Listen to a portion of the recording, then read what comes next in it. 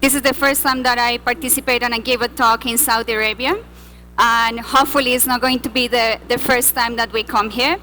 So today I'm going to be giving you a brief presentation on our point of view. This is going to be a little bit more of a global perspective compared to what you heard from the previous talk. We do say that we need to redesign or design the world that we live in. So how do we create spaces for the present, and what do we create spaces for the future, and how do we create them? So I am part of the research team. I'm a trained architect, and before joining the consultancy business, I practiced for around 16 years.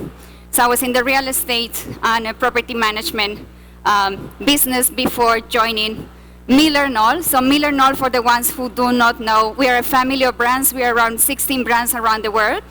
We are a design company that sells furniture. And this is just a snapshot of whom we are. So we do not only produce furniture, but we also are heavy on research on classic pieces of furniture that chances are you might have seen them in movies, in museums. So we are a 110-year-old company. So today I'm going to be presenting something that we've been creating with my team. We are around 25 people around the world from the global research and insights team. We do not call it our point of view. We basically call our research design with impact. I'm just going to be sharing with you a couple of the things that we have discovered recently since COVID-19 and also pre-COVID-19. So one of the groundbreaking things that we all know is that offices are here to stay. However, the purpose of the office is changing slightly, and it's changing depending on the cultural nuances, the location, also the people that are working for those companies. So we know that offices are here to stay for improving client engagement, for attraction and retention, which is a big topic now in the market, for improving and creating communities. What does it mean to work for the Googles, for the Meta? What does it mean to work for a banking or financial institution, and so forth? And also to create employee well-being. So we know that when people, and the younger the generation, they actually identify that there are 4 things that are the drivers for people to come back into the workplace, and this is related to retention and attraction. People come to collaborate, number 1. Number 2, for friendship, those extended friends that we create in the workplace. Number 3, for in-person meetings. And number 4, some people do not have a quiet space to work from, so they want to come into the office to actually do that individual work or that focus work. In terms of, we know that not everything is right or wrong in the hybrid strategy. We know there are a couple of things that are affected when we are not in the office together. And we know that there are a couple of things that have been affected when we are not all in the office. So things that are actually accelerated and work better when we are all in the office is development. However, focus really goes in decline. And this happens because I come to the office to socialize. So my focus really goes down. The next one, purpose. We're talking about equity. This is some of the things that I heard from the panelists saying before, talking about equity, inclusivity. But what is the actual purpose of us going into an office to work? And one of the things that we said is that, and what we have identified, and this is from research that we did last year with Auslan in 2023, it says that we come to the office and it works much better when we are together in the office. So connection really accelerates, and also culture really accelerates. So how can we create effective or a effective workplace? The first thing that we say is that you should create places that matter. And how do you start with that? You start with the people. Look at your employees as your first customers. The second one is strengthen community. The third one, make it feel personal and inclusive, something that we heard from the previous conversations. And the last one that people do not mention about it too much, always feels and gets better over time. So do not expect the project to work 100% and to have the best results when you go into a new office space. It gets better over time. So one of the things that we are, and this is just a sneak peek of what we are working in terms of research, a lot of designers, and I don't know how many of you here are designers and how many are you familiar with ABW, activity-based work. It's been a trend, it's something that we heard globally, and now we are discovering that there is a relationship-based work. So the new way forward, activity-based, it was all about the physicality, about the space. Do I have a space? Do I have an assigned zone? Do I have an open neighborhood? Do I have a closed neighborhood? Do I have an assigned office? It was all about the physicality of the space. Then when we're actually looking into the human center, the person, the people that we're creating the spaces for, we're looking into creating relationship-based spaces. So how do we ensure that actually we're creating and we're adding value not other to outside, so we create productive spaces, but how do we actually add value to the lives of employees that come into our office space?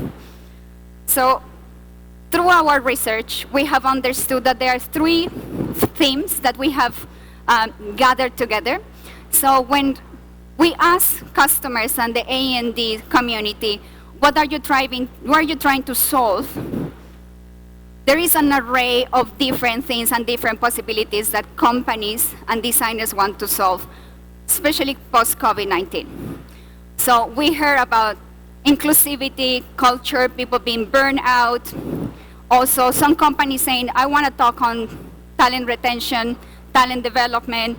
How do I create a community? How do we work on a distributed work mode? And some other companies are more on the ESG, industry benchmarking, flexibility, optimizing real estate. So how do we actually gather and group together all these themes? So the first one is on well-being. The second one is on connection. And the last one is on change. So I'm just going to navigate a little bit what does it mean for us and what is our point of view on these 3 themes. So well-being, understood by the things that make us feel good. There are experiences, physical experiences, psychological experiences, and social experiences. This is why we all go on holidays. This is why we all have a favorite place in our home. This is why we have a favorite spot in our office, because it gives us comfort. Why do we all go to a spa, to a hotel? For the well-being. So in the workplace, how do we translate the well-being considerations?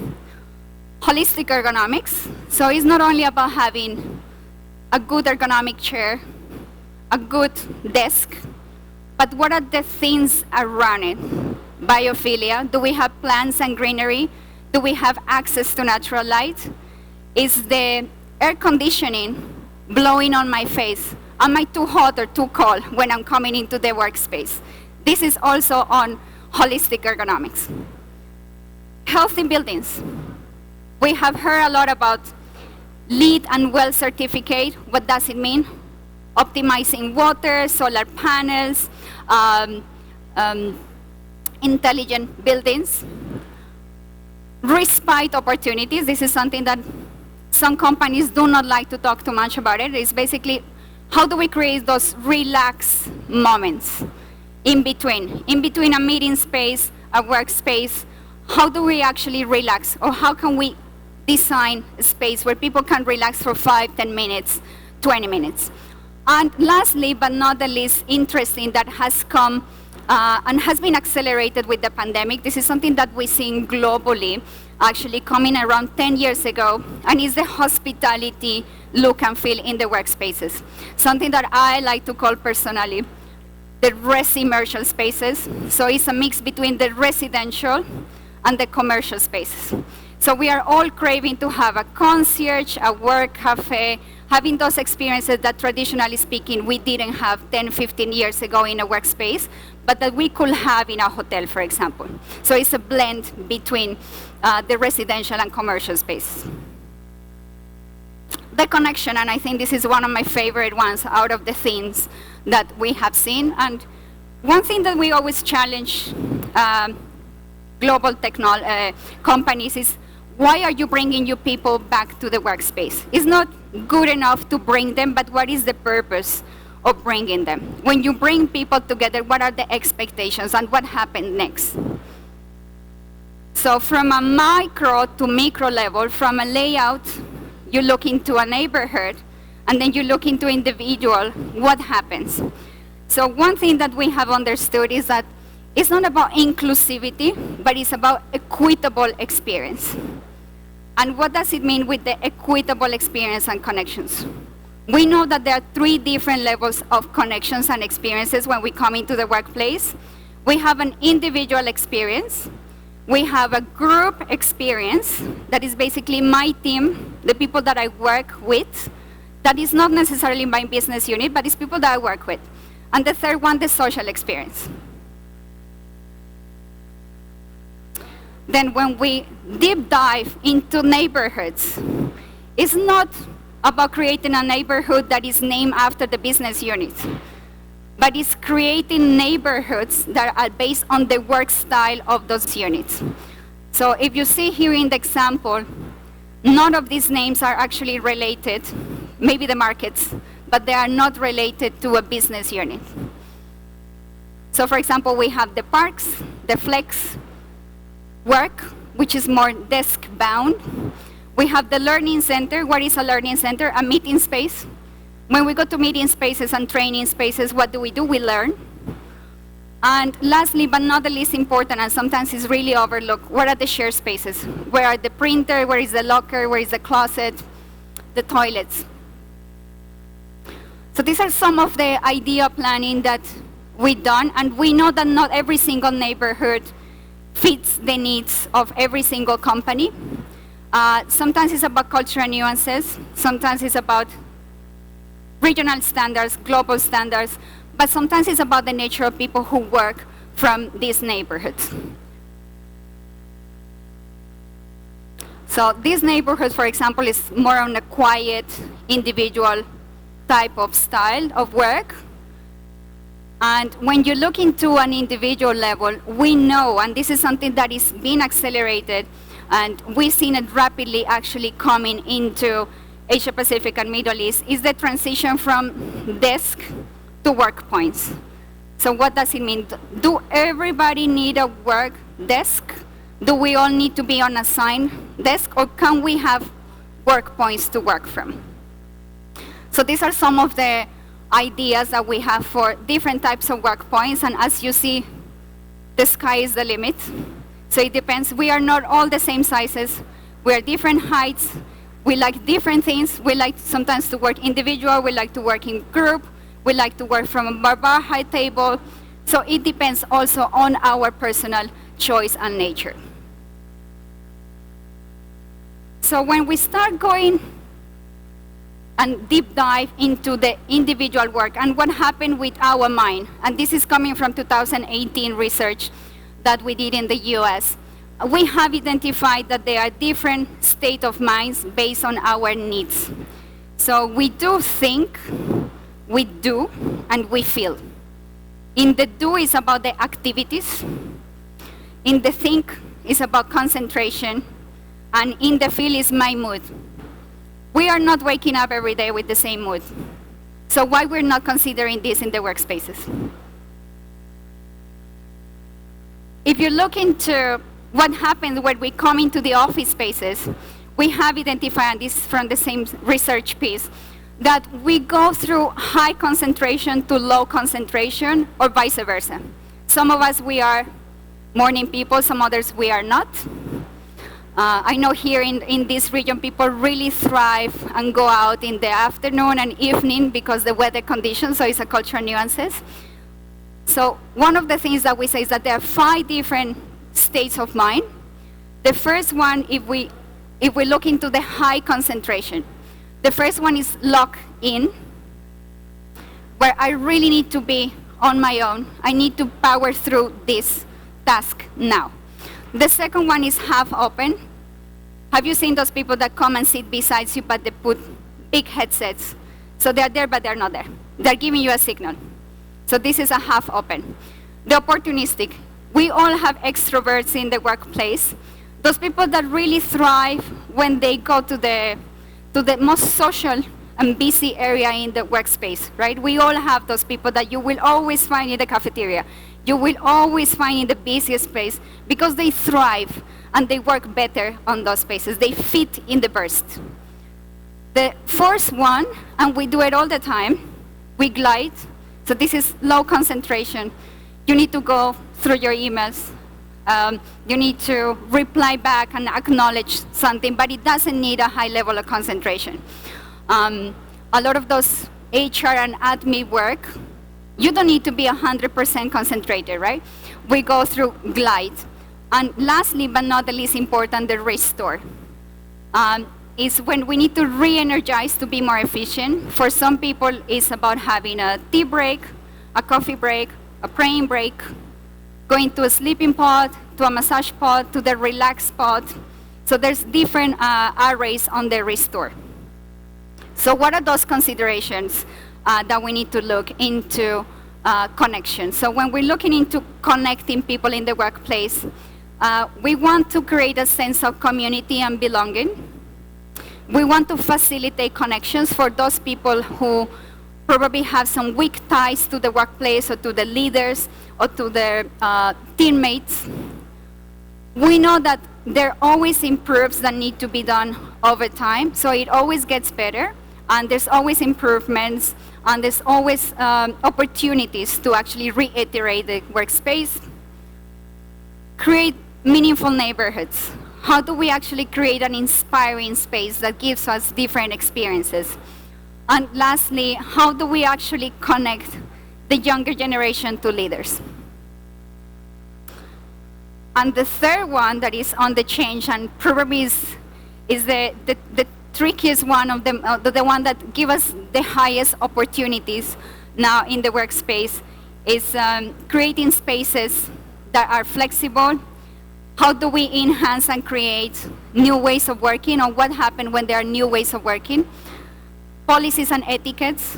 Are we setting the right policies and etiquettes when people are coming into the office? Are we actually letting our employees know what are the expectations when they come into an office?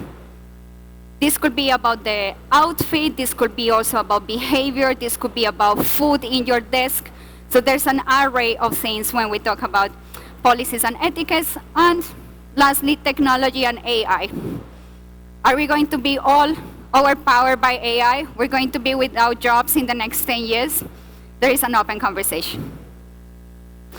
So in the workspace, and this is looking at the present, when we said that we need to look into spaces that anticipate for change, this is something that a lot of more local firms and regional firms really fail on. It was anticipating to change.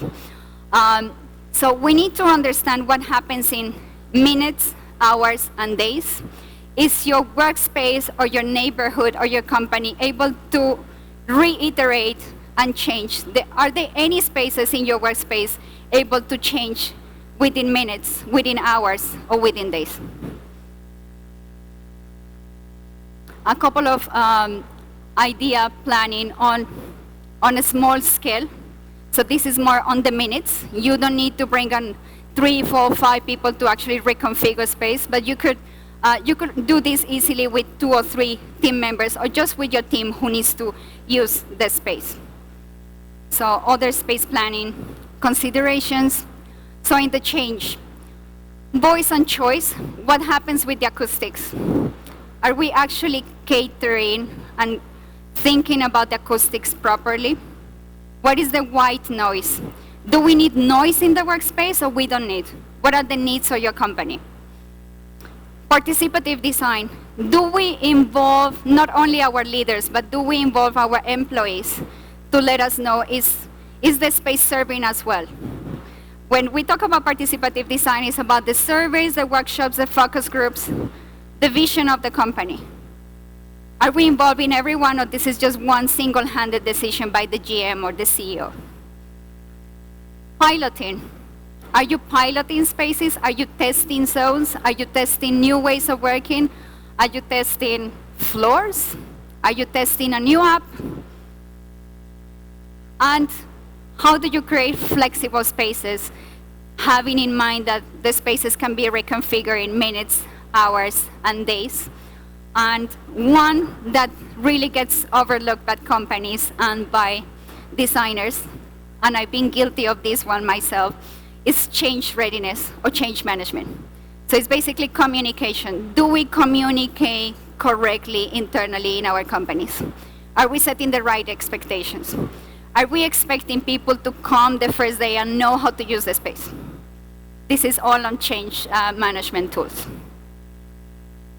So looking into giving you a little bit of inspiration and things that we've been working with our customers, we know that with the relationship-based work, there are 3 different levels of interaction.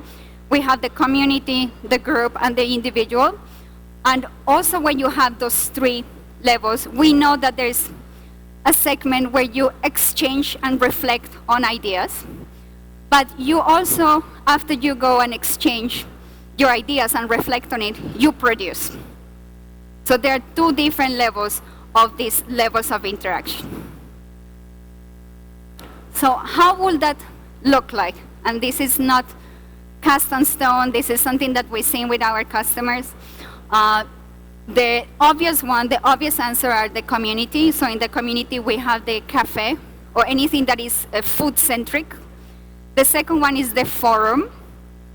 So spaces where it can actually highly be flexible. When people come and have a training, they have a talk, we learn from each other, and then lounge. Some people like to work from lounge areas, and no wonder why Starbucks and all the cafes are fully packed, and there are people on their laptops actually working. On the group settings, we do have conferencing. Now with the technology, we are all conferencing at least once or twice a day, minimum. We are connecting with people in my region, around the world. The second one, the enclave. Enclave is for small teams. So this is more of a hybrid meeting space. We have neighborhoods, but there are 2 different types of neighborhoods. We have a more collaborative neighborhood and one that is more on the focus neighborhood. So high paneling, high levels of privacy. We've seen it is not going away because it depends on the nature of your business. And also the workshop. So we also have spaces for workshop. Just we need 3-4 days out of our day. Maybe it's just a couple of hours where we need to power through an idea. So it's a lot of creative processes when you do workshops. And lastly, on the individual, we have private offices. So private offices are not going anywhere. We've seen actually a lot of people requesting private offices, but private offices that they are shared. So we've seen, not necessarily in this region, but we've seen it in Asia Pacific, in Europe, and in North America. Business leaders want to optimize real estate by sharing office spaces. So it's what they call flex office. So it's assigned to 2-3 leaders, because usually they are not 100% of the time in the office. They are willing to share the space. The second one, the respite spaces. How do I relax? How do I take 5 minutes of my day? How do I take a break and think about the next idea? And the fourth one, that is something that we've seen accelerating rapidly post-COVID-19, is what we call a study hall, but if you think about it, it's a library setting. So we've all been in a library, and when we go to a library, what do? We focus, we work, we are productive, but we are alone together. And lastly, just to give you a couple of idea planning of what we've done with our furniture and what we've been creating recently, we know that for every single space that you are creating, you should be thinking about biophilia. So about the greenery, the lighting, the comfort of the AC, the materials that you're using. Are the materials comfortable to the eye? Or do you have very white, cold materials? What is happening with the biophilia? In group collaboration spaces, it's about simple touch. So how do you can create different meeting spaces that serve different needs? And the study hall or the library. What we've seen is that, as I was mentioning at the very beginning of the presentation, this hospitality look and feel is really overpowering and taking interior design and workspaces. And this is just an example of how probably a library could look like. And just to close it off, because I'm conscious that there is a national holiday and maybe you guys want to go and walk around in other pavilions and see all the nice pieces of furniture that the exhibitors brought to Saudi. And this is phrase by our founder, one of the founders of Miller Knoll, by Herman Miller, Mr. DJ Dupree. And this was, I think this phrase is more than 65 years old. And what he said is that in the long run, all businesses and business leaders will be judged not by their profits or their products, but their impact on humanity. Thank you so much.